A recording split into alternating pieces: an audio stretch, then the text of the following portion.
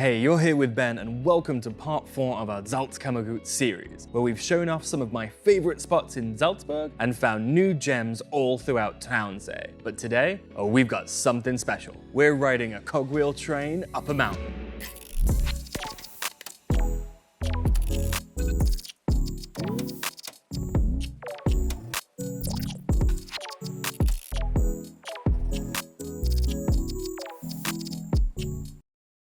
Good morning everybody and welcome back to the wonderful Post am See in Traunkirchen. I hope you've been enjoying the video series so far as we've completely deep dived and explored Traunsee.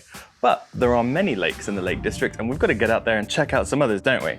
So I think today is going to be all about Wolfgangsee. We've got a lot of little things to go and do today, but there is one big tentpole of today and I'm so excited, and that is the Schafbergbahn. Let's get to it.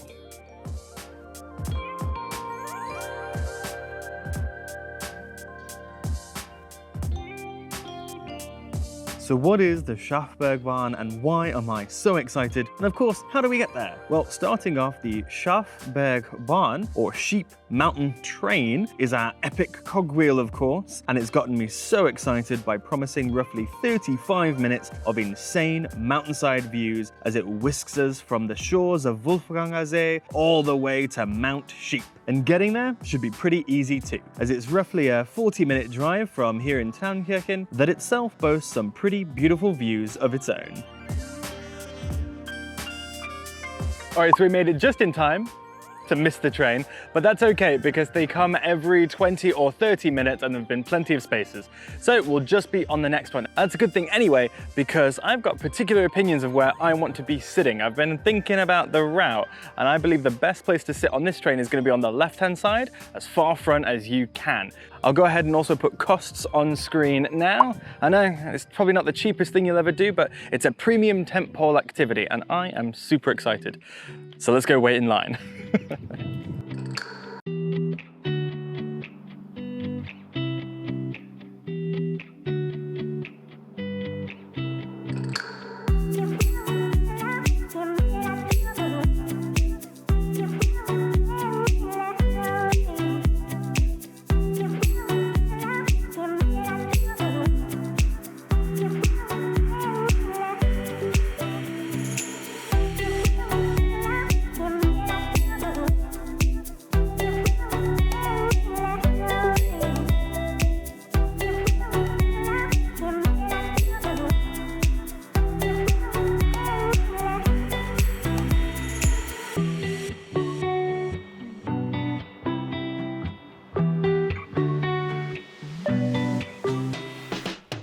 Alright everybody, so we survived that epic journey up the mountain, and what a ride it was. I've never seen views like that from a train, and I've ridden a few cogwheels in my day, but nothing like this. I mean, what a feat of engineering and what a pleasure it was to ride and take part. I think the most obvious one to compare this to is the Zugspitzbahn, which is a very cool ride and I do really like it, but I mean, this one takes the cake. A lot of the ride on the Zugspitzbahn is kind of in a tunnel, so you just don't get to feel the rawness of it all. Whereas this, I mean, we were right on the precipice. You saw it.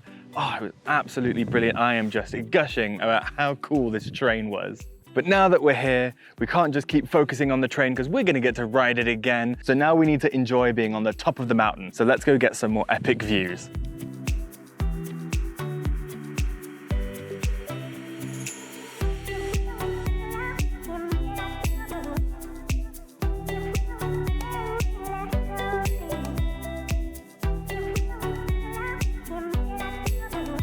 And so what do you do when you're actually up here, when you're finally at the Spitze, you're at the peak? Well, I think the answer is obvious. You're supposed to bask, and bask you can. There are so many options, from benches littered all around this wonderful hillside to just little flat spots that people have been picnicking in. It's fantastic. And naturally, of course, there is a beer garden, a guest house, and a little bit of takeaway as well. So if you haven't brought anything, you can pay a bit of a premium since they had to carry it up here for you, so you can get everything you need, which I think I might go try. And what about for the more adventurous among you? Well, unlike at, say, the Karwendorfspitze near Mittenwald, if you've watched that one, there aren't a ton of hiking options or really like sports things to do once you're up here. So in many ways, it's a little bit more like the Zugspitze. Once you're here, you're here. Though that being said, there is a little 5-minute trail just behind me that Camille went on that takes you out to a little knobbly outlook, which was quite scary. It even has a little sign that says that you must be free of dizziness to move past that point. So if you're afraid of heights, high wind, or just you're laden with so much gear that it makes a wonderful excuse so that you don't have to do it, well, you're sorted then. For now though, let's get that drink before eventually we board that train for another epic view on the way back down.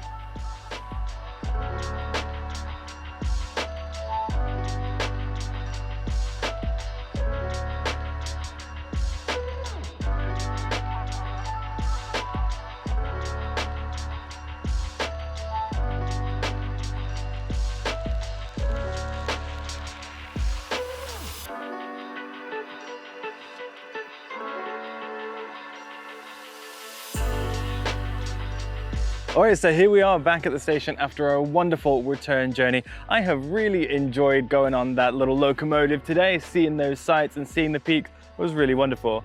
But for now, I think it's about time we actually check out the lake itself and explore some of the nearby towns.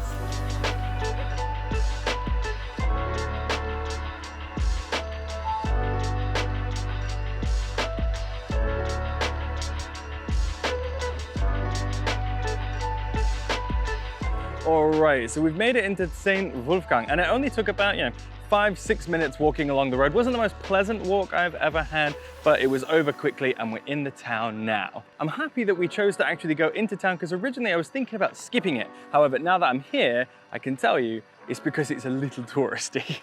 And what I mean by that is if you've seen the Traunkirchen and Gmunden video, obviously they're touristy, but it always felt like German, Austrian, Alpine tourists. However, here it's got a much more international flair to the point that they've kind of pushed all the dials on the Alpine culture to 11. I mean, it feels a little tacky. It's right on the edge of tacky. If they went any further, it would feel like Disneyland. But that isn't to say that it isn't really pretty nonetheless. It's not exactly my favorite thing to see, but if you really like a slower pace, if you thought my other videos were going a little too hard on the outdoor adventure-y stuff, then this is going to be right for you. There's tons of shopping. You can get infused woods, infused oils, infused soaps. I mean, it's all kinds of infused everything. And then you can also just sit and chill by the water at some of the prettiest beer gardens I've seen in a while. So is St. Wolfgang my favorite place? No, not necessarily. However, I did buy some of those lemony scented soaps, and I'm planning on spending just a little while longer walking around all the jiddies and finding some cute little quiet places to escape the crowd and shoot some good footage for you.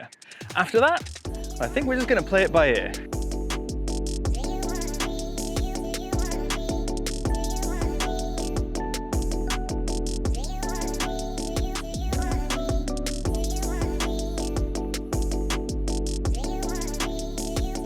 Alright everybody, I've had a bit of a freshen up since you've last seen me, and we're here in Bad Ischl, specifically making our way to the Kaiservilla, the major attraction. What's really cool about this town, right, is that it's actually not a lake town. It's going to be quite unique in that way. It's kind of the center hub of the spokes, which are the lakes. So no matter where you go, no matter which lake you're in, be it Attersee, Traunsee, Hallstattersee, etc., Wolfgangsee for us, you're always 15 minutes away from Bad Ischl, which makes it super convenient for mixing and matching in your itinerary.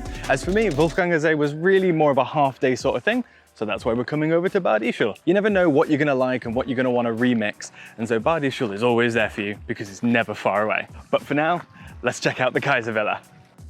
Now, as I mentioned, the Kaiservilla was the former summer capital of the Austro-Hungarian Empire. However, the ancient house of Habsburg has been involved in this region for over 700 years. In fact, that's what the very name of Salzkammergut means, translating roughly to the Salt Crown Estate, as for over 600 years, the crown, meaning the Habsburgs, has had a complete monopoly over this region's rich supplies of tasty white gold, adding quite considerably to their coffers and therefore power and influence. As such, this region, this town, and this very building have been host to many monarchs, statesmen, and famous artists, not to mention pivotal moments in history, right up until 1914, when Emperor Franz Josef himself sat in these very halls and signed the declaration of war on Serbia. A very chilling thought indeed, that's so strangely juxtaposed against the quiet and serene beauty of this villa that Franz Josef himself would have described as heaven on earth.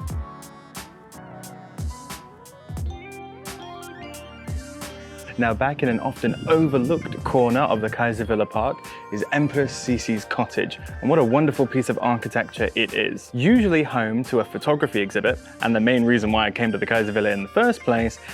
Sadly, it's actually being renovated at the moment to be swapped out for a Trachten and fashion museum, which I'm sure will be equally cool. Now, maybe I'm just reading into German museums or mistranslations, but around here are a variety of interesting little plaques all about Sisi and her life, and it's taught me something rather interesting. You see, I've heard of Empress Sisi all over. She's in the cultural zeitgeist, kind of a Diana character, if you will. Now, what I learned just back there is that she was never really a revered cultural or public character during her day. It was only after her assassination by an Italian anarchist that kind of her story, her tragedy, was turned into a cultural narrative. And as it mentions, her personality, its ambivalence, and who she really was never critically analyzed. Instead, just the broad strokes of her story turned into something that we could retell and turn into a Netflix streaming series. And I think that frankness, that honesty about how we don't actually like Empress Sisi, we don't know who she is, we just like this idea that was manufactured far after her death. There's some honesty to that. I think that's really interesting.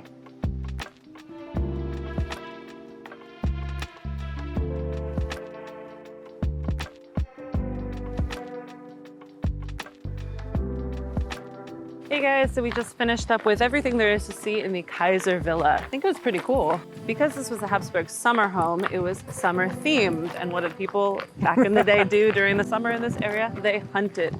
So the summer home was themed hunting. There was so much taxidermy, so many antlers. I'm a vegetarian, so you know, I can say pretty confidently this is the grossest palace I've ever been to, but it also gave it a little bit of charm. It was just a little bit disconcerting. But we like it when they're specific. Yeah, so it was kind of funny. A lot of memes, a lot of memeable moments. Some taxidermy doesn't hold up, guys. It just doesn't. But what was it called? The Empress Sisi cottage. The Empress Sisi cottage definitely made up for all the weird taxidermy. Yeah, no, I definitely had a fantastic time. Though I never really know, we always debate, should we include palaces in our itineraries? I've done plenty in England, like Chatsworth and Belem, but it's also really easy to get opulence fatigue and not really enjoy it.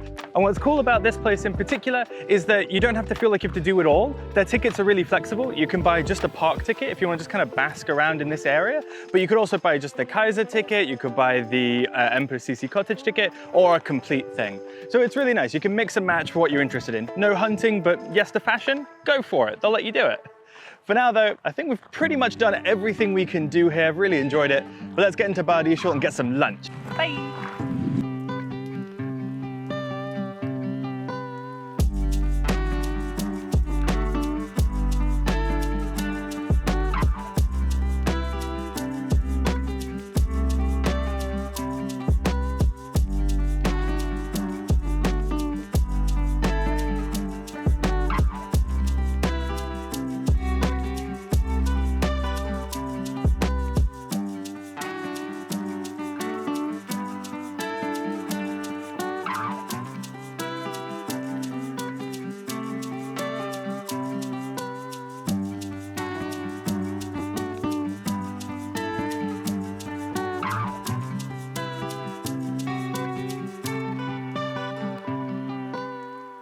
All right, so what do we think of Bad Ischl? Well, I'd say overall it's pretty good, but there are a few problems with it. I'll start with those because it's always good to be negative and then positive, at least in my eyes. So the main thing that kind of comes to mind is that unlike a lot of the other towns that we've been seeing, it's really decentralized. You know, you kind of park in one area, walk across an ugly road, get to some beauty, walk across an ugly road, get to some more beauty. So in many ways, I think they've kind of let the car run amok. You made a bit more of this pedestrian only and you're gonna have one of the nicest places in Austria.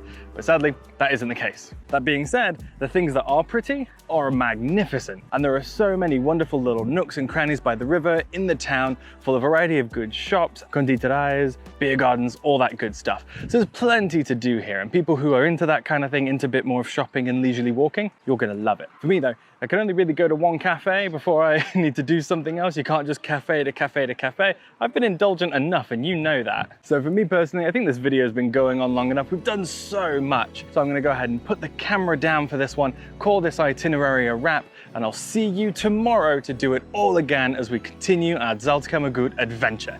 See you then.